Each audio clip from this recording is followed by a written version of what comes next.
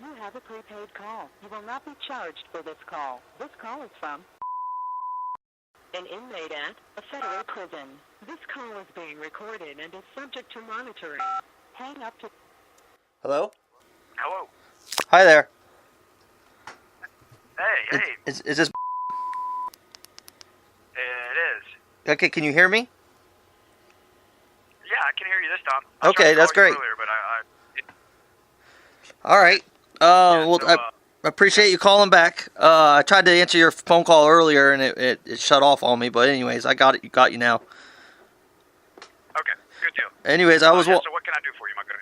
All right. I was wanting to let you know that this call is also being recorded on my part as well. Okay. And just for the viewers, we have an inmate on the phone that is currently serving a 168-month sentence.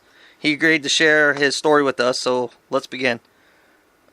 So, anyways, basically take us back to the beginning of your incarceration when you was in the county jail. How was all that? When I first got there, I didn't have to go in until I finally signed my plea agreement. As soon as I signed my plea agreement, because I knew that there was no other choice really. Because the way the feds work is that basically they tell you, well, we're going to hit you with 30 years or life or whatever unless you take a plea agreement and you do 10 or 15, and then they don't even have to have a trial. So it saves them time and money. Anyways, as soon as I pled guilty, then I went into county, but I didn't tell anybody while I was there. I just kind of said, oh, well, this, that, and the other, not related to sex offender crime at all. So then when I actually, and that wasn't so bad at first. I mean, you have to deal with some rough people. There was some, stuff to get, used to because, I'm Caucasian, and you're the minority. So you have to get used to that. But then after I went back for sentencing, immediately after that, because in addition to that, I actually thought I was only going to get about 144 months, but I ended up with 168 for other reasons I can explain if you want. But then immediately coming back to the facility that I was housed at, they put me into protective custody because they didn't want the people to know, what I was there for. So the county jail immediately put you in protective custody? Yeah, as soon as because it was on the news too. It was on the local news more than once, but that day, it was on the local news. So the people in my area would see me on the news. So no matter what I said before, they would know better because, oh, here you go, this guy who is in your cell is this. Oh, okay. So then they know because everybody in my whole hometown knows. So they don't make any qualms about broadcasting that to everybody because bad news always sells. Correct. So anyway, as soon as I got there, they put me into protective custody with some other people, and it wasn't so bad with them. I mean, it sucked because then I had to cope with the idea that the amount of time that I was going to do, and hoping that I wouldn't have to do that much. And that was when I was thinking I was going to do 144 months. Oh, so you was back for sentencing. You was out on bond? I said you was out on bond beforehand? And then I went back and then I got 168 months from other mitigating factors. There was a criminal history point for a DUI 4 years earlier, and then a paraphernalia possession at the time of the other things that happened. And so unrelated completely to the other things that I had done, those things made me get another 2 years in prison. So, and not to mention they don't tell you that you're not going to get credit for house arrest, which you don't. So I spent 13 months out on the street where I could have been already incarcerated. But, I didn't know any better. I thought I'd get credit for it, and I didn't. So, and I mean, if nobody's ever been to county jail before and spent any time there, it's horrible because odds are you're probably going to be in an overcrowded area, which I was. There was about a 12-person room, and there was about 18 to 20 people in it at any given point in time. Spent the majority of the time sleeping on the floor. The food is minuscule and horrible. I mean, they don't have any real standards to uphold to. As long as they can meet the monetary requirements of what money they get, then it doesn't matter what they feed you, pretty much. The commissary is outrageous, and good luck trying to get your family or somebody to look out for you after whatever you've done. So it was a rough time there. So, I mean, I was almost thankful to be finally getting into prison when I got sent to the place I'm at now. So is your the first prison that you got sent to from the county jail? Is that where you're at now? Mainly as sex offenders in general. Doesn't matter what you've done. There's no difference between any of them. You could be the guy who, like peed on the street corner, or you could be the guy who committed the most heinous things like that gymnast coach or whatever, and you're the same person. It doesn't matter. The crime doesn't matter. There's no difference between it in the interpretation from inmates. That was actually going to be one of my questions, if there is a difference. When I first got here, I tried to lie about what I was here for at first, because I thought, I was scared. I didn't want people to know, and I didn't really know how things were, and I didn't want to get mistreated or taken advantage of in all the possible ways you can imagine. But it didn't matter. After a couple of months, some inmates got an officer to look my paperwork up, and then everybody knew. So then I had to move from where I was at. I lost the job that I was already doing, and then I consistently had to deal with a lot of other pressures, which I submitted a letter that addresses some things more particularly that I'm not going to discuss here. But there was some pretty nasty things to have to deal with, and I was lucky enough to find a couple of other people with similar situations that helped me out a little bit. It never changes. Like, I've been here for 5 years, and I'm still always below everybody else. You can't get the jobs that everybody else can get. You're not going to get the same privileges that other people are going to get. You're not going to get to go and go out and use the rec equipment like everybody else can. You're not going to watch TV like everybody else can. You're not going to get to have rooms like everybody else can. Everybody, in addition to that, just in the manner that they treat you, is just horrible. In any possible way, they're going to disrespect you, take advantage of you, or literally physically threaten you.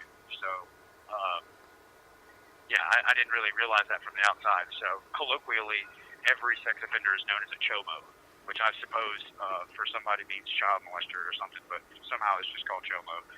So that's what we all are across the board. Doesn't matter what you did, you're all chomos. So yeah, and dealing with that is just it never lets up. Every single day, every day, you're always under the gun and the gauntlet of just abuse from other inmates, staff. So yeah, that doesn't change. Right. And is there anything particular you want me to discuss? And how's your family coping with this? Are you still there? Yes. How's your family coping with this? There we go. How's your family coping with this? Hey, are you still there? All right, I can't hear you. Okay, how's your family coping with this? I'm just going to keep on going in case you still have me on here and just address other issues because you're not there for now. So, being here and having to deal with the things here is just part of the issue.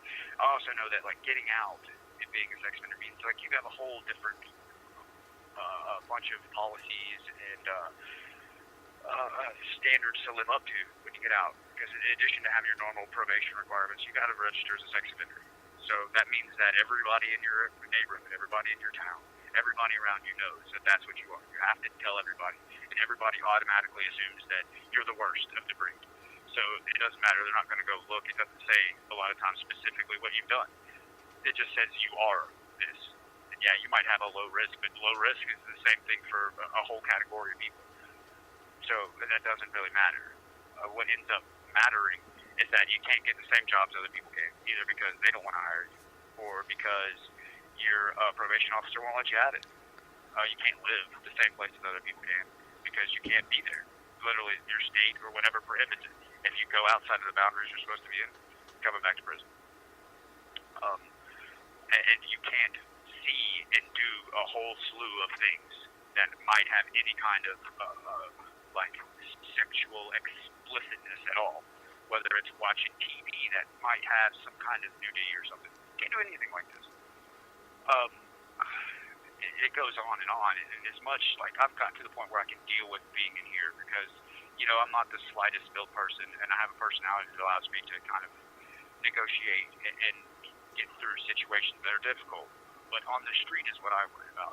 Is getting out and being not just a felon, a second-class citizen because of that, but like a third-class citizen. Somebody who has little to no opportunity to succeed in the world afterwards. Like if I don't take the worst jobs to try to get myself on my feet again, then I'm stuck, and there's no way of coming back from it. So with as much time as I have to do on probation and registry, it just means that until I'm past retirement age, because at least when I retire, I'll have an fixed income. I have to try to do something. This call is from a federal prison. So, yeah. How's your family dealing with it? Can you hear that? Kind of things like, we'll say, on a day-to-day basis in here, because I know that some people think that, prison, I'm going to be fine, or maybe you see it on TV or whatever. Like, I'm lucky in that I'm at a low, and, like, I don't have to worry about getting stabbed and raped every day. So that's not an everyday occurrence. If I wasn't where I'm at, I probably would not be able to even leave solitary confinement because of my charge. So that means that the majority of prisons out there, you can't even walk around it. You're just going to immediately go to lockup where you're in solitary confinement. That's where you're going to spend your time. So I'm lucky enough that I can do that here, but that means that I still have to interact with all kinds of different people all the time. And that also means that, like I said, every day there's some kind of thing, yeah, stupid homo, and you have to deal with it. And I mean, if you pick the fight every time it happened, you would last the first 5 minutes. Beyond that, it's just any kind of opportunities that are available for bettering yourself. Like there's factory jobs that are here where people make cables. The majority of them you can't do because you're a sex offender. You just can't. There's like computers involved, so it doesn't matter what you did, you can't use it. Period. Right? So you can't make the kind of money other people can. So you're already like segregated in that population. Another thing that I had forgotten about too was a lot of people go to real like low status places they call camps, where you can get like a work release and do various things to again earn more money, but you can't as a sex offender. Period. It doesn't matter what you did. You have what's called a public safety factor, which means that you cannot go to a place that doesn't have a fence. You always got to be housed in a fence. It doesn't matter what you did. They automatically assume that you're going to go out and do some heinous crime. And as a matter of fact, they consider any sexual crime, no matter what it is, any sex offense, to be a crime of violence. So you did the same thing that somebody would do with a gun, right? So you can't go to camp. You can't, for the majority of places, go to what's called a halfway house, which is the place that you go after prison to get reoriented with society, get a job, get some money to get an apartment, house, car, all that stuff before you actually are out on your own. You can't go there because the majority of them are in the middle of cities, and the cities don't take people with public safety factors. That's just the thing it is. And for me right now, even with the years that I have left, I still have no clue of where I'm going to go, what I'm going to do when I get out. Because my family, I have small ties with my family. My family are, one won't let me stay with them. And then the other one is can't take care of themselves to begin with. It has government assistance, stuff like this. It has a government house. I can't stay there. The government house will not let a sex offender stay there. Yeah. Not to mention, in addition to things like that, a lot of universities won't allow sex offenders on campus. A lot of hotels won't allow sex offenders to get hotels or be there. A lot of other public places like that you wouldn't don't allow sex offenders to be there. Facebook doesn't allow sex offenders on it. Like, not only are you just the normal kind of second-class citizen, but you're below that, and you never changes, never goes away. You always be that person. So, again, I don't know if you're still there. Yes, I'm here. The call's almost over. My words of wisdom, from my point of view, are it's not worth it. Whatever it is. I don't care what it is. If you have to piss, and you're standing on a street corner, look, okay, or whatever else you're doing that might get you a sex offense, do anything else except that. Don't do it. It's not worth it. Your expectations cannot be what you're going to have to deal with in this situation. I mean, it's just miserable. Not to mention the loss of time that you have, but just your like class of living afterwards. It's not worth it. Change your ways, do the best you can, and good luck to you. That's all I can say. So, take it from somebody who's